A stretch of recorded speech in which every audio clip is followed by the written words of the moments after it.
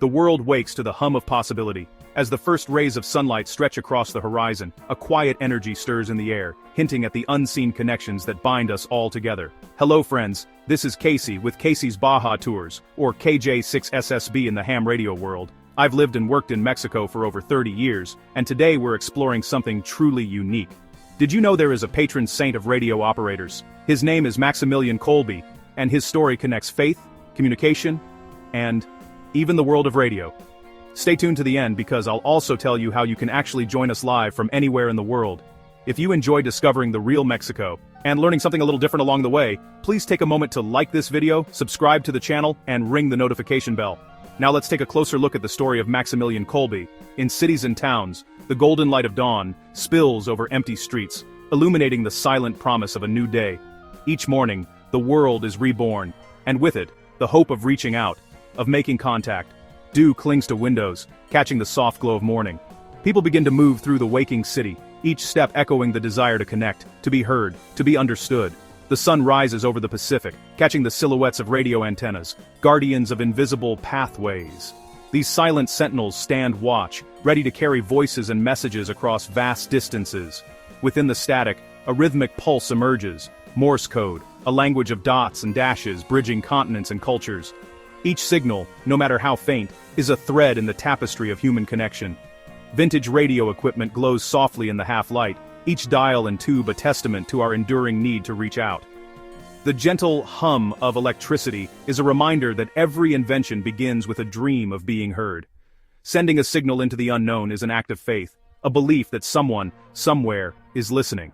It is a leap across the void, a hope that our words will find a home in another heart. The static is not just noise, it's the echo of countless conversations, past and present. Each crackle and hiss is a memory, a fragment of a story waiting to be heard again. This vast, invisible network encircling our planet is a symbol of our shared humanity. Across oceans and continents, invisible threads connect us, reminding us that we are never truly alone. For every signal sent, there's someone eager to receive it. The anticipation of a reply, the thrill of a distant voice, brings us closer together, no matter how far apart we may be. Our focus narrows to a place where faith and communication intertwine. Here, the power of radio becomes more than technology. It becomes a lifeline, a beacon of hope in uncertain times. The static fades, replaced by the sounds of a waking city.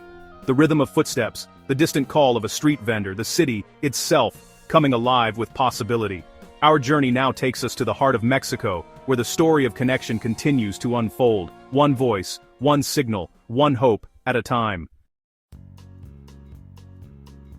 We travel along an invisible radio wave, zooming in on Mexico, to the city of Guadalajara. The city awakens, church bells, street vendors, daily life. In its center stands the Templo Expiatorio del Santísimo Sacramento, a neo-Gothic masterpiece. Sunlight illuminates its stone facade, casting dramatic shadows. Inside, stained glass windows paint the pews in vibrant hues, each candle a personal prayer. This temple is a focal point for faith, a place where the tangible and intangible meet. Just as this church uses stone and glass to convey faith, another man would use printing presses and radio waves. His mission, to build a cathedral of words and signals, reaching hearts across borders. His name was Maximilian Kolbe. We travel back to early 20th century Poland, a land marked by resilience and hope, where the winds of change swept through cobblestone streets and bustling marketplaces. In this era of transformation, a new generation was searching for meaning and purpose. Among them was a young Raymond Kolbe, later known as Maximilian, whose heart and mind were captivated by the wonders of both technology and faith. Even as a teenager, he was drawn to the mysteries of science, dreaming of ways to use new inventions for a higher calling. The miracle of radio fascinated him, voices traveling invisibly through the air, connecting distant people as if by magic. He saw in this technology a powerful tool to unite hearts and minds, to share messages of hope and truth across borders. Embracing his calling, he joined the Franciscan order, became a priest, and soon realized that mass communication could be a sacred instrument. For Kolbe, spreading faith was not just a duty, but a creative mission. With a humble press and a handful of dedicated friars, Kolbe founded the magazine Night of the Immaculate.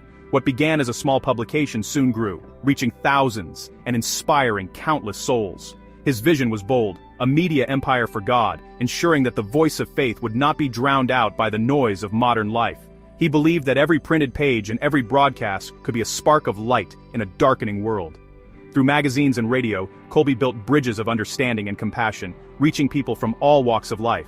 His words offered comfort, guidance, and a sense of belonging to those who felt alone. Kolbe's mission soon extended far beyond Poland. He traveled to Japan, undeterred by language or distance, determined to spread his message of peace and faith to new shores and cultures. Everywhere he went, Kolbe combined deep spirituality with media-savvy ingenuity, blending prayer with practical action. He inspired others to see communication as a force for good. He understood that hope needed a medium, whether ink on paper or radio waves in the air, to circle the globe and reach those in need of encouragement.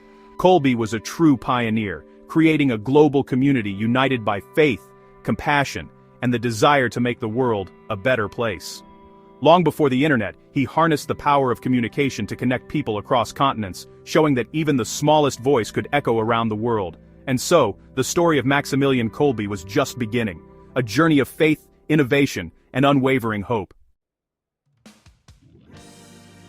Kolbe's vision took shape outside Warsaw, Poland, at Niepokalanów, the city of the Immaculate. More than a monastery, it was a spiritual media hub, home to 800 friars. The operation was staggering, millions of magazines printed monthly. Kolbe's ambition soared. He built a radio station, broadcasting hope across the country. Friars became spiritual broadcasters, sending prayers and encouragement into the ether. Niepokalanów was a symphony of devotion and industry. Kolbe led with innovation, seeing technology as a gift for serving humanity. The sounds, printing presses, radio transmitters, and friars at prayer. Here, the spiritual and practical worked in harmony. Kolbe built a beacon of hope, a communications center dedicated to lifting people up. But soon, a terrible darkness would test this mission. War was coming. 1. War erupts. The Nazis invade Poland, and Niepokalanów's vibrant life is shattered. The peaceful rhythms of monastic life are replaced by fear and uncertainty, as the world outside the monastery walls descends into chaos. The friars, once devoted to prayer and publishing, now face a terrifying new reality. The monastery is shut down, press is silenced, radio tower quiet. The once bustling center of faith and communication falls eerily still, its voice abruptly muted by the iron grip of occupation. The silence is heavy, a stark contrast to the hope that once radiated from within these walls. The Nazis saw Kolbe's media as a threat. His words, his broadcasts, his printed messages, each was a spark of resistance, a challenge to their control. They confiscate equipment, determined to extinguish every flicker of independent thought. But Kolbe's mission was never just about technology. His true power lay in his unwavering faith and his ability to inspire hope, even when all seemed lost. The friars gather in secret, determined to keep their message alive in any way they can. Kolbe and the friars turned the monastery into a shelter, saving thousands, including Jews, fleeing persecution. Risking their own lives, they offered food, warmth, and sanctuary to the desperate. The monastery, once a beacon of faith, now becomes a fortress of compassion and resistance. This act of courage did not go unnoticed. The Nazis watched, suspicious and relentless, their eyes fixed on Kolbe and his brothers. Every act of kindness became an act of defiance. In 1941, Kolbe was arrested and sent to Auschwitz. Torn from his community, he entered the gates of the infamous camp, where hope was meant to die. Even in the camp, he offered comfort, secretly hearing confessions and giving hope. Amidst the suffering, Kolbe became a quiet source of strength, reminding others of their dignity and faith. In July, after a prisoner escaped, 10 men were chosen to die by starvation. The air was thick with terror as names were called, each man facing a slow, agonizing death. One cried out for his family. Kolbe stepped forward, offering his life in the man's place. His voice, calm and resolute, broke through the despair, a living testament to the power of self-sacrifice. The guards accepted. Kolbe led the condemned in prayer, turning a cell of death into a chapel of hope. In the darkness, his faith shone brighter than ever, lifting spirits and easing fear. He was the last to die, his life a final message of selfless love. His courage echoed in the silence, a legacy that would outlast the walls of Auschwitz. His ultimate act of communication needed no transmitter.